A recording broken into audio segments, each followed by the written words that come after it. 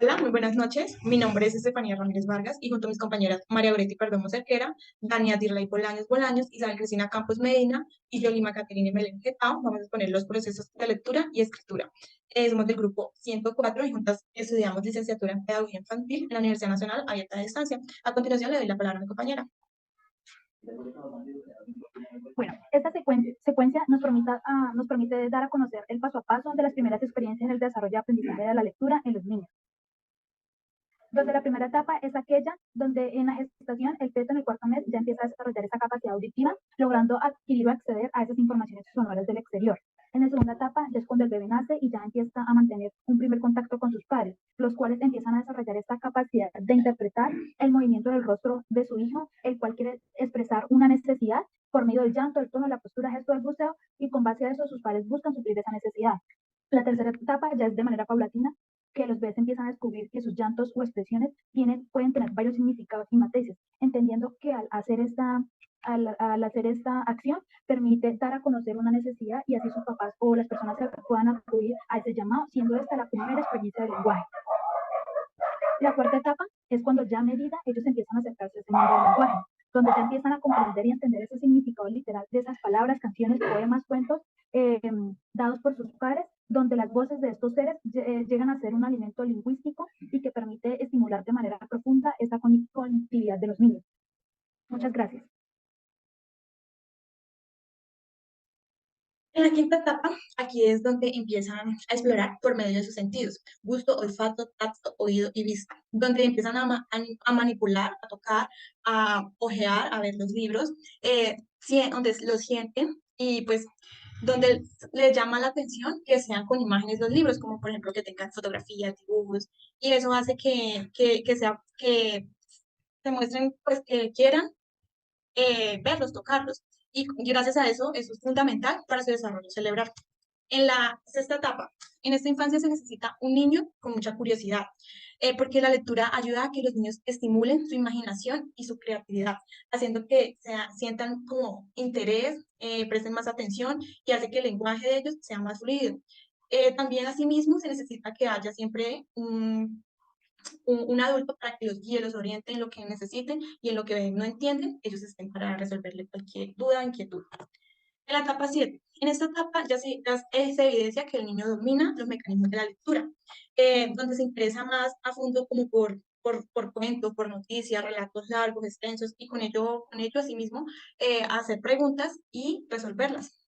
Por último, en la etapa octava, ya los niños interactúan en conversaciones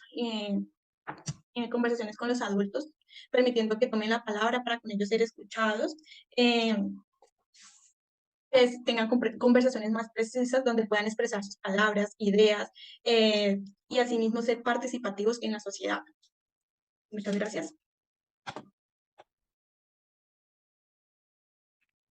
Bueno, este cuadro sinóptico nos permite el conocer los periodos y según la edad en el que los niños empiezan a desarrollar la escritura. En el primer periodo podemos denotar que aún los niños no tienen la capacidad de tener una convención exacta sobre las gráficas, como pueden ser los números y las letras, o de algún elemento en sí. Tampoco utilizan el dibujo, solamente pequeños trazos y rayas.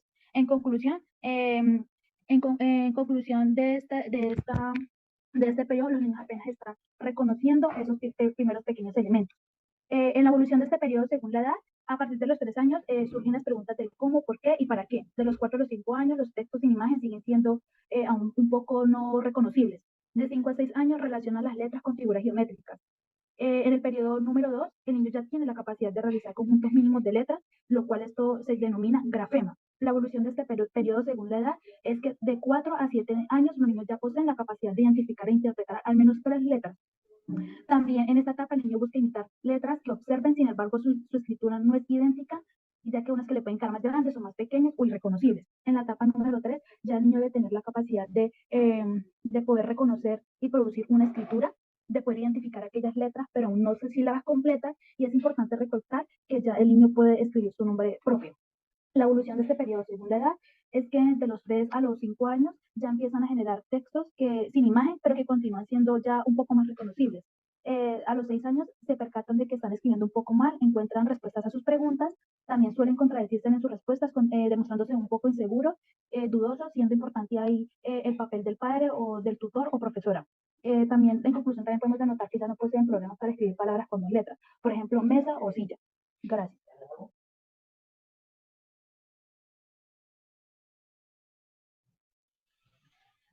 A continuación, el cuadro comparativo. Para la realización del cuadro comparativo se utilizó un video llamado método de escritura. Se utilizó también una lectura que se llama el método de Doman desde una perspectiva constructivista. Allí se encontraron 5 métodos, en el que el primero es el alfabético o deletreo, en donde tiene unas ventajas como la combinación de vocales que permiten que los niños aprendan a leer o a escribir más rápido. También se enfoca en los sonidos y en las combinaciones de las letras. Asimismo, también se pueden organizar palabras desde lo más simple hasta lo más complejo. También presenta unas desventajas, ya que algunos niños suelen acostumbrarse a deletrear las palabras, lo que hace que al momento de leer lo hagan de manera pausada o letra a letra. El siguiente método es el fonético. Este método está apoyado en dibujos y onomatopeyas, que esto hace que los niños aprendan a leer. También se adapta fácil la lectura, ya que la escritura y la pronunciación son similares. Esto hace que se lea tal cual como se escribe. Por eso es muy importante que al momento de estar en el aprendizaje con los niños, ellos hablen de manera adecuada, ellos hablen de la manera correcta, porque así como ellos aprenden a hablar, así mismo ellos van escribiendo, como en vez de decir piedra, ellos van a decir piegra. Entonces, así también van a escribir. En el método fonético también vamos a encontrar las desventajas, ya que al utilizar este método, como son dibujos y cosas así, entonces va a ser muy difícil captar la atención de los niños, ya que ellos se van a distraer. También se puede llegar a descuidar la comprensión de las palabras, ya que va a haber muchas palabras que se van a tener que repetir.